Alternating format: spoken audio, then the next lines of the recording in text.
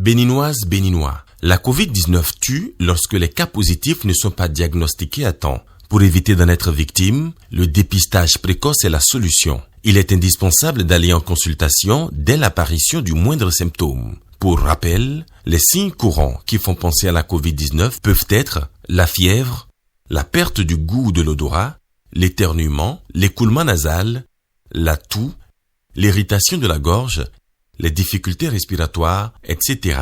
Dès l'apparition de l'un quelconque de ces signes ou de plusieurs à la fois, rendez-vous immédiatement dans l'un des centres de dépistage ouverts sur toute l'étendue du territoire national ou dans un centre de santé ou appelez le numéro vert 136.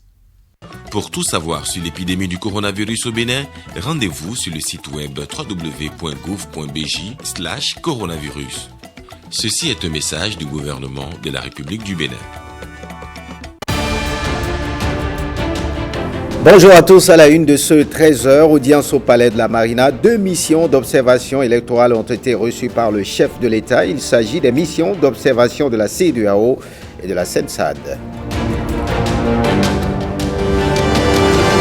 Et puis le Ramadan qui a démarré ce mardi 13 avril 2021 sur toute l'étendue du territoire national. Plusieurs fidèles musulmans se sont rendus à la mosquée à la veille pour la prière inaugurale, une prière qui marque le début du jeûne. À suivre les images.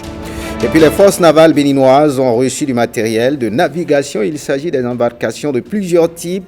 Un deuxième lot fera suite au lot déjà prêt à l'usage. Vous entendrez le chef d'état-major des forces navales.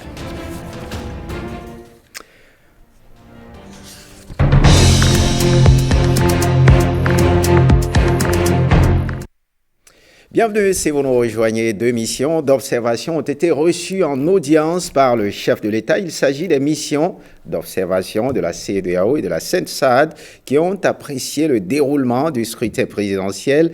Je vous propose de suivre les chefs des 2 délégations d'observation à la fin des audiences au micro de Jérôme Mongbo et de Patrick Pelengue.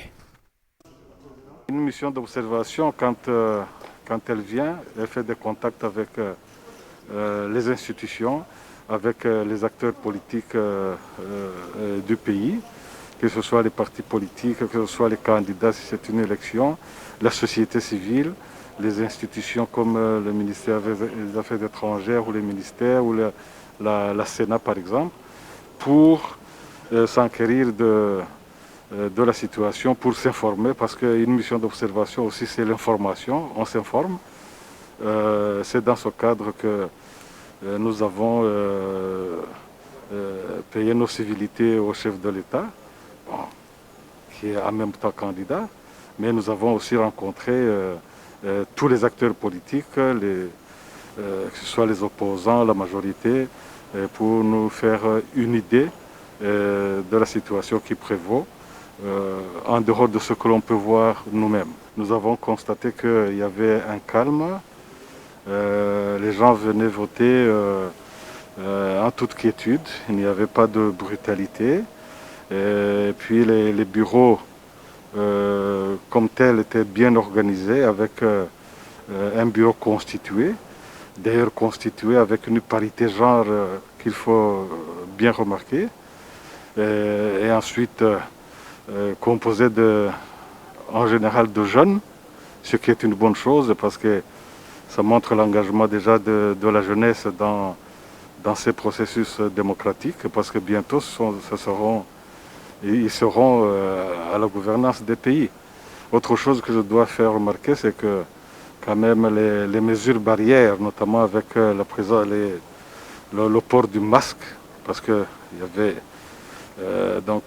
des lieux où les gens devaient se rencontrer, le port des masques, même avec des masques en réserve dans les bureaux de vote, c'est quelque chose de très important. Et puis aussi les désinfectants qui étaient là. Donc voilà, donc c'est dans une ambiance de calme, ce que nous avons toujours souhaité, que ce soit dans un calme absolu, là où nous avons pu être dans les bureaux de vote ici, tout près. Ça s'est passé dans cette sérénité. Well, we monitored the elections in Cotonou in Nous avons suivi le processus électoral à Cotonou, moi personnellement, et sur le tour que nous avons fait, nous avons constaté que professionnellement, techniquement, les élections se sont bien passées. Le matériel était à tous les bureaux de vote et les agents électoraux ont montré leurs compétences. Donc, globalement, nous avons trouvé que c'était bien organisé. Et nous attendons le rapport de nos observateurs qui sont à l'intérieur du pays et après nous allons faire nos conclusions pour faire des recommandations au peuple béninois pour l'amélioration du processus électoral. Mais pour le moment, ce que nous avons vu est déjà bon et la CEDEAO, dans son processus d'assistance au processus électoral dans les États, nous allons faire des recommandations avant de partir.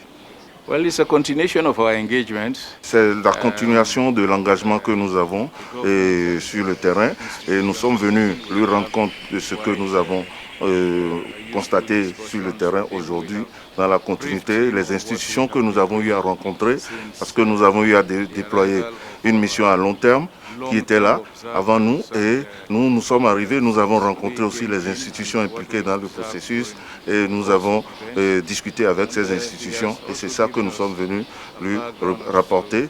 Lui aussi, il nous a présenté les réformes dans le pays, il nous a parlé des réformes, des difficultés pour obtenir ces réformes, mais il y a espoir et nous les avons encouragés dans ce sens. The process will continue to engage even after the election. On reste avec ces missions d'observation. Les observateurs de la CENSAD, la communauté des États sahélo-sahariens, ont sillonné plus de 200 postes de vote sur le territoire national. Au terme des opérations, ils décernent un satisfecit au peuple béninois et à la Sénat pour le rôle joué par chaque acteur du processus électoral. Souley Hassan est le directeur paix et sécurité de la CENSAD. Il est au micro de Patrick Diossou et de Ézéchiel Rampoué.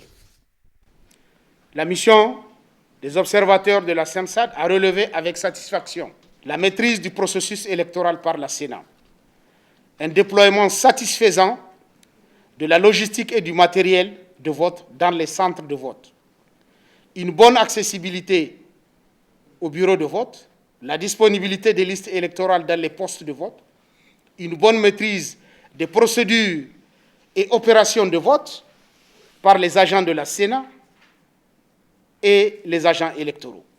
Les heures d'ouverture et de clôture du scrutin ont été respectées dans la plupart des postes de vote où la tranche horaire légale des 9 heures a été respectée. La présence dans les postes de vote du matériel et des documents électoraux exigés par la loi électorale. La liberté de vote était assurée aux électeurs. Les isoloirs ont été placés dans des endroits qui assurent le secret du vote. La faible présence de certains délégués des duos de candidats dans les bureaux de vote. Une bonne ambiance paisible dans les centres et les postes de vote. Les opérations publiques de dépouillement ont été effectuées conformément aux dispositions du Code électoral béninois. L'atmosphère du scrutin était apaisée dans la plupart des centres de vote visités. Les personnes en situation de handicap et les personnes du troisième âge ont pu accomplir leur devoir civique avec la bienveillance des opérateurs de la Sénat. Les opérations de dépouillement sont ouvertes au public et se sont déroulées de manière transparente. La mission n'a observé aucun problème susceptible d'influencer les résultats du vote. Les agents des forces de l'ordre et de sécurité ont assuré la sécurité du scrutin avec professionnalisme et dans la discrétion. La présence appréciable d'un agent Covid chargé de faire respecter les mesures barrières, de fournir les masques et le gel hydroalcoolique aux électeurs en cas de besoin dans chaque poste de vote. La mission d'observation électorale de la CENSAD salue l'attachement des Béninois à la démocratie et à la paix. La mission salue également la haute autorité à l'audiovisuel pour les efforts déployés pour assurer aux candidats un accès équitable aux médias. Elle a reconnu à sa juste valeur le rôle des médias béninois dans l'organisation réussie de la communication avant et pendant la campagne. La mission d'observation électorale de la CENSAD saisit cette occasion pour féliciter la commission électorale nationale autonome pour toutes les mesures prises en vue du bon déroulement du processus électoral.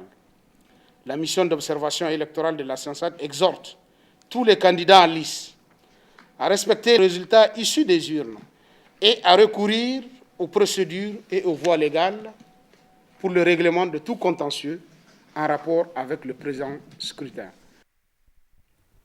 Et puis dans le cadre de la présidentielle, toujours, la mission de la Conférence des Églises de toute l'Afrique félicite le gouvernement et la Sénat pour l'organisation. Selon le rapport présenté par la mission qui a sillonné plusieurs communes, il n'y a pas eu de dysfonctionnement majeur, à part quelques cas d'électeurs mal orientés. Les membres de la mission ont aussi fait quelques recommandations. On les suit. À l'issue de leur mission, les principaux constats faits sur le terrain peuvent se résumer comme suit. 1. La plupart des centres de vote visités ont ouvert entre 7h et 7h30 et donc sans grand retard. 2. Tous les agents électoraux étaient en place avec le matériel requis. 3. En ce qui concerne les représentants des candidats, ceux du duo Talon-Talata étaient présents partout, tandis que ceux des deux autres duos ne se trouvaient que dans une partie des centres observés. Assez timide au début de la matinée, l'affluence des électeurs s'est accrue significativement à partir de 11h, pour se stabiliser à un niveau correct en début d'après-midi. 5. Partout, les opérations de vote se sont déroulées dans le calme et la sérénité, sous la protection discrète des agents de force, de défense et de sécurité. 6.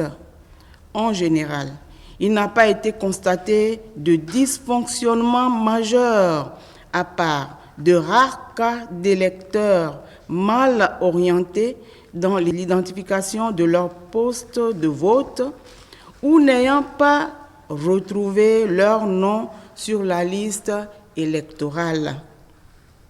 7.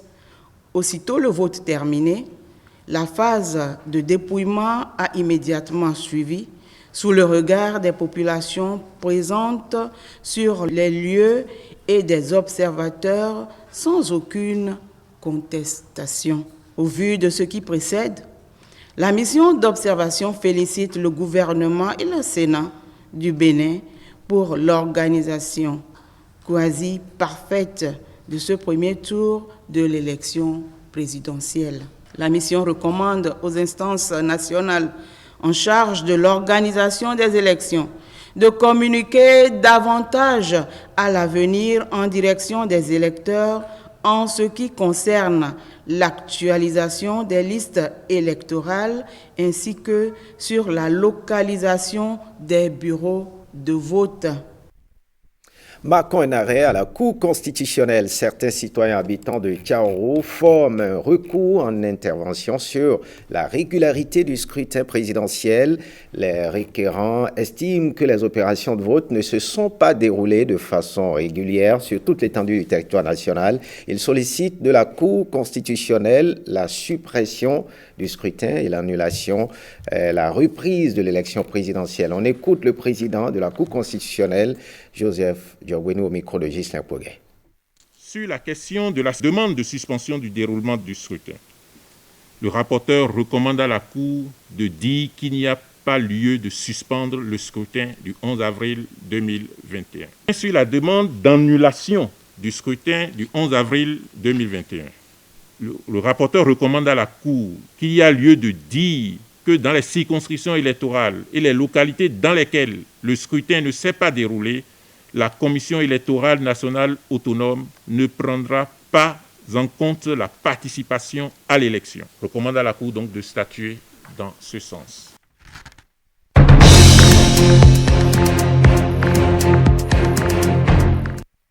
Et puis, autre actualité, le mois béni du Ramadan a démarré ce mardi 13 avril 2021 sur toute l'étendue du territoire national. À cet effet, plusieurs fidèles musulmans se sont rendus dans les mosquées dans la soirée de ce lundi pour observer la prière de Hacham, une prière qui marque le début du jeûne et très important pour un fidèle jeûneur. Au Sénégal délégué Louis Kodobo a mentionné quelques mosquées dans la ville de Cotonou. Regardez. Des fidèles musulmans au visage couvert de masques pour le respect des mesures barrières contre le Covid-19. Nous sommes ici à la mosquée centrale As-Salam de Godomé-Togoudo où ces fidèles observent la prière de Tarawih, appelée encore Hacham pour démarrer le Ramadan. Tarawih, communément appelé Hachamou, a une valeur exceptionnelle parce que en islam, la nuit précède le jour.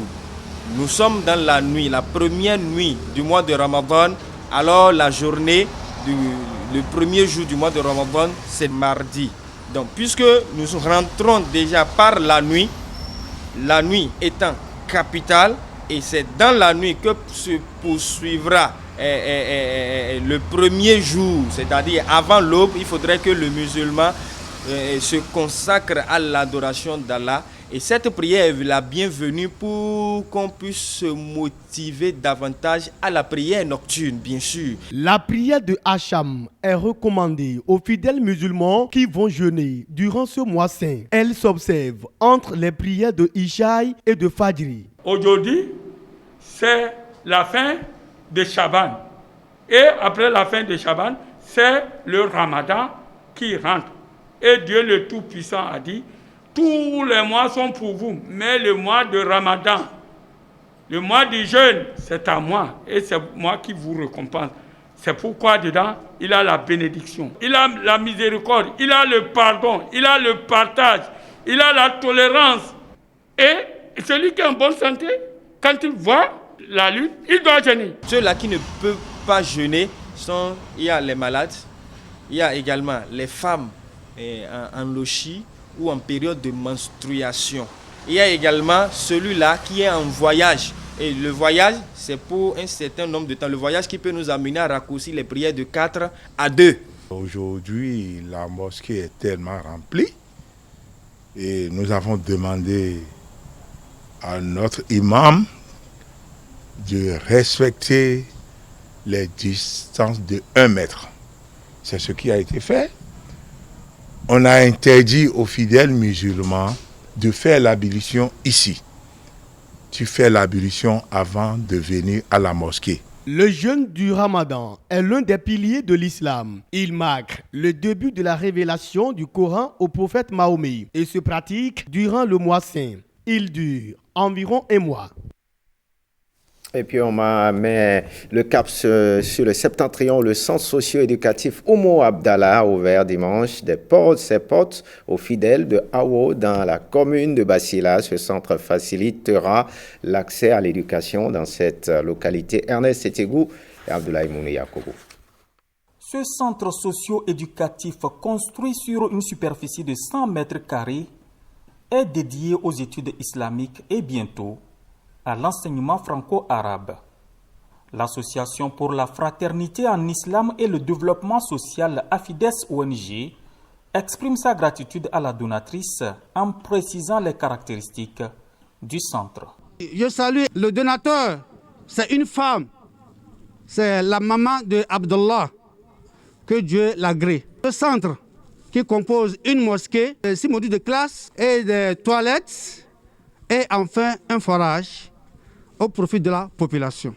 Cette œuvre est inscrite dans le programme d'action sociale de AFIDES ONG pour une contribution aux efforts du gouvernement dans le secteur de l'éducation. L'ONG AFIDES Bénin est siégée à Boumé-Calavi. C'est une ONG qui est dans le social. C'est il y a des choses comme sont des centres sociaux islamiques, des modules de classe, des mosquées, des forages, des puits, et également assister les orphelins. Donc actuellement, nous avons un centre orphelinat à Glo qui est en chantier, Inch'Allah. 75 orphelins qui vont habiter là. Nous avons aussi les classes de CI en terminale pour accompagner le gouvernement dans ses actions de développement, Inch'Allah. Bénéficiaires, responsables administratifs et religieux saluent enfin l'aboutissement du projet. Selon les bénéficiaires, ce centre socio-éducatif Oumou Abdallah renforce l'accès des enfants de Awa et environ à une éducation de qualité, une des conditions du développement du village. Et on s'intéresse maintenant à la séance de restitution des performances enregistrées au premier trimestre de l'année 2021 par la douane béninoise, des performances qui ont été évaluées par les disciples de Saint-Mathieu et leurs partenaires sociaux, Axel Dancy et Michel Egwe. La séance de restitution est une rencontre périodique instaurée dans notre administration depuis mai 2017. L'exercice avec ces hommes en uniforme n'est pas lié aux armes, mais à une reddition de comptes. À la direction de la douane et des droits indirects, l'heure est au bilan. Ces derniers présentent les résultats des performances enregistrées au premier trimestre de l'année. Le cumul des recettes budgétaires à fin mars 2021 s'élève à 97,669 milliards de francs CFA pour une prévision cumulée de 98 milliards de francs CFA, soit un taux de réalisation de 99,25%. Dans un échange de bons procédés, Charles Inoussa Sakaboko affiche un leadership d'écoute et profite de l'occasion pour remotiver ses troupes. Je rappelle, en comparant ce résultat à celui de la même période de l'année 2020, qui se levait à 81 milliards, on note une augmentation des recettes de plus de 17 milliards 500 millions. Je vous demande vraiment de vous applaudir. Et si la douane a pu enregistrer ses performances, c'est aussi grâce à ses partenaires sociaux. Le département Vichy, c'est notre service d'évaluation et de classification. Et nous accueillons dans ce département 3 agents de la douane, dont le colonel Midjrokan, et donc 2 autres éléments qui sont avec lui permanemment chez nous. Et l'objectif de ce service est de faire toutes les réévaluations nées des contentieux que vous pouvez constater dans vos différentes recettes. Donc les contentieux sont ramenés à ce service et ce service étudie pour proposer une réévaluation. Cette séance de reddition de comptes a été également le moment de renforcer les capacités de ces douaniers sur les questions liées à la gestion des contentieux douaniers, de la vente aux enchères, mais aussi de les doter en matériel informatique. Et on reste avec ces hommes en uniforme. Les forces navales béninoises ont reçu du matériel de navigation du gouvernement. Il s'agit des embarcations de plusieurs types. Un deuxième lot fera suite au lot déjà prêt à l'usage. Ghislain Poguet nous en dit plus. La place d'armes de l'état-major des forces navales jonchée d'embarcations, des embarcations de différents types et de différentes fonctions. L'acquisition de ce lot de matériel fait partie d'une politique plus globale d'équipement des armées béninoises. Le volet mer vient de connaître un grand coup de pouce. C'est ce volet de la Marine nationale qui nous a permis d'acquérir les matériels et équipements dont un premier lot vient de nous être livré. Nous avons reçu à cet effet des embarcations de 3 types. Nous avons reçu 30 embarcations de type fluvial d'une longueur de 5,65 m, 4 embarcations semi-rigides d'une longueur de 5,2 m et 2 embarcations semi-rigides d'une longueur de 8,5 m. De nouvelles embarcations prévues pour équiper les entités qui contribuent à l'action de l'État en mer. L'action de l'État en mer, c'est d'abord la marine militaire nationale et ensuite la douane et la police. Ces équipements vont permettre à coup sûr de lutter contre l'insécurité maritime dans nos eaux. La lutte contre l'insécurité maritime comprend entre autres la lutte contre la piraterie, la pêche illicite, la pollution marine, les autres trafics interdits par les réglementations en vigueur sur les mers et les océans. Grâce à ces embarcations et les autres qui viendront, les forces navales béninoises, avec leurs patrouilles, couvriront toutes les eaux sous juridiction béninoise. Dans la lutte contre l'insécurité en mer, la surveillance et la présence sont 2 éléments importants. Grâce à ces nouvelles embarcations, les marins béninois pourront renforcer leur surveillance et leur présence sur nos eaux. D'autres lots d'équipements sont encore attendus et des vecteurs de plus grande taille. La Marine nationale est très outillée pour continuer à accomplir sa mission, notamment la lutte contre l'insécurité maritime dans nos eaux. Les marins béninois attendent donc un deuxième lot de matériel qui leur permettra de renforcer davantage leurs actions et par là même la sûreté et la sécurité maritime au Bénin. Voyons à présent cette innovation pour finir. MTN Bénin qui innove encore une fois. Ce réseau de téléphonie mobile crée une application sur laquelle on peut désormais suivre des films et des séries à un prix forfaitaire. Le lancement officiel du nouveau produit a eu lieu vendredi 9 avril 2021 à Cotonou. Fifamé Salomé Atadeji nous en parle. Yellow Vidéo Plus, encore une nouvelle innovation de MTN Bénin, toujours soucieux de la satisfaction de sa clientèle. Et c'est cette innovation que nous mettons sur le marché qui permettra à la population béninoise d'avoir accès à un certain nombre de contenus sur leur mobile sans forfait Internet et à des coûts vraiment réduits. Vous avez le choix entre 3 options. Un abonnement à la journée où on va vous offrir 2 heures valables 24 heures que vous pouvez utiliser à votre guise, continue ou discontinue. Mais vous pouvez aussi choisir un abonnement hebdomadaire. Et dans l'abonnement hebdomadaire, vous êtes facturé 70 francs par jour et chaque jour vous avez 2 heures à utiliser en discontinu ou en continu. Maintenant, pour quelqu'un qui ne veut pas se prendre la tête, peut prendre un abonnement mensuel et chaque jour il est facturé à 50 francs. Pour 2h30 par jour. Yellow Vidéo Plus, c'est aussi la promotion du consommant local. Sur la plateforme actuellement, on a la série TikTok à saison 1, à saison 2. On a également une autre série, télé-réalité, Vacances de Dragomir. Nous avons également des films béninois, des films de M. François Okio, dont Hirono et beaucoup d'autres. Ça me donne la chair du coq d'être à la hauteur des images aujourd'hui. Parce qu'avec ça, là, on peut aller loin. Nous, les artistes béninois, parce que les béninois, donc, je vais dire à tous les fans de venir massivement sur le site de MTN Hello pour que la visibilité nous vienne. Comment accéder à la plateforme Yellow Vidéo Plus?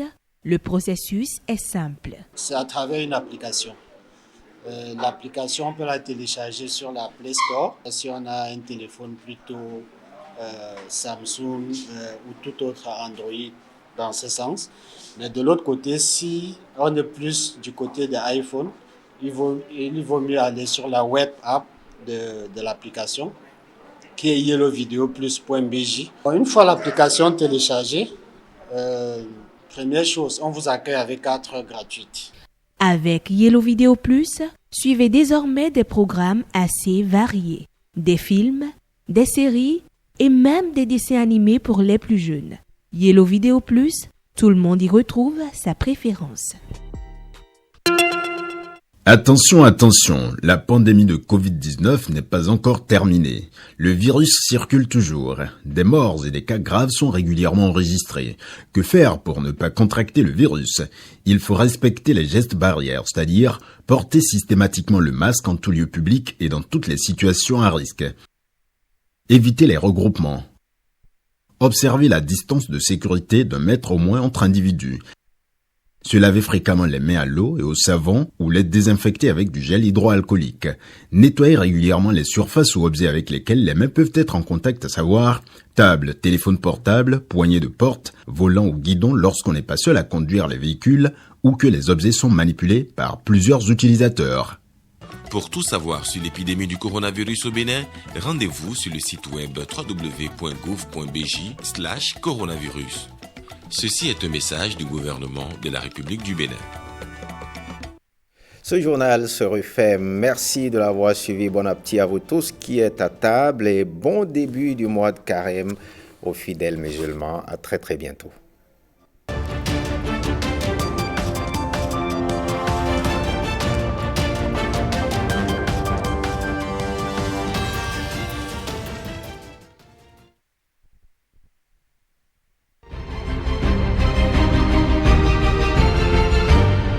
Communiqué du ministre de la Santé. Les centres de dépistage de la COVID-19 sont ouverts dans tous nos départements. Sauf pour les voyageurs qui payent leurs tests, le dépistage et le traitement sont entièrement gratuits au Bénin. Vous avez le moindre soupçon, vous ressentez le moindre symptôme, n'hésitez donc pas. Rendez-vous dans ces centres pour bénéficier d'une prise en charge adéquate et gratuite. Ceci vous évitera, si vous êtes positif, les complications mortelles et permettra de ne pas exposer vos proches ainsi que les autres personnes que vous rencontrez dans vos activités. Pour tout savoir sur l'épidémie du coronavirus au Bénin, rendez-vous sur le site web www.gouv.bj/coronavirus.